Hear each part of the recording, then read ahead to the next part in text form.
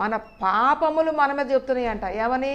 ఇదిగో పలానప్పుడు పలానా పాపం, పలానప్పుడు పలానా పాపం, పలానప్పుడు పలానా పాపం అన్నీ కూడా ఆ యొక్క గ్రంథములో లిఖించబడి ఉంటాయి అనే విషయాన్ని మర్చిపోకూడదు. కాబట్టి నువ్వేం చేయాలంటే దేవుని సన్నిధిలో అంగలార్చి విలపించి ఈ దినము నుంచి నువ్వు చేయవలసిన ప్రార్థన ఏంటంటే, నాకు అదివు ప్రభా ఇదివు ప్రభా కాదు, అయ్యా నా పాపములు క్షమించు నాయన, నా దోషములు క్షమించు నాయన, నా నోటితో నేను మాట్లాడిన అబద్ధములను క్షమించయ్యా, నా నాలుకతో నేను చేసిన కీడును బట్టి నన్ను క్షమించమని చెప్పి నీవెప్పుడైతే అతిక్రమములను దాచిపెట్టకుండా వాటిని ఒప్పుకొని విడిచిపెట్టేవాడు కనికరము పొందునని చెప్పి నీ దేవుని వాక్యం చెప్పబడిన విధంగా నీ వాటిని ఒప్పుకోవాలి, వాటిని విడిచిపెట్టాలి.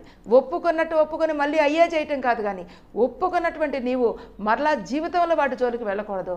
ఆ విధముగా ఉన్నట్లయితే నిజముగా దేవుని కనికరాన్ని మనం పొందుకుంటాం, మనం వర్ధిల్లే అనుభవంలోకి వస్తాం. లేకపోతే మీరు ఆశీర్వాదం పొందకుండుటకు మీ పాపములే కారణం.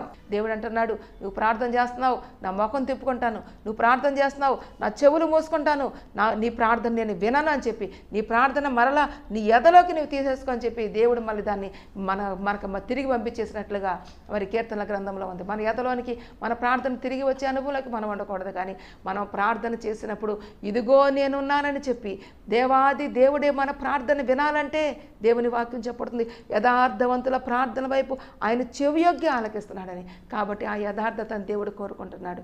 నీలో చేదైనా వేరేదైనా ఉందేమో, దేవునికి ఇష్టం లేనిది ఏదైనా ఉన్నదేమో, ఒక్కసారి మనల్ని మనం పరిశీలన చేసుకొని దాని నుండి విడుదల పొందే భాగ్యాన్ని దేవదేవుడు మనకు అనుగ్రహించునుగాక. ఆమేన్.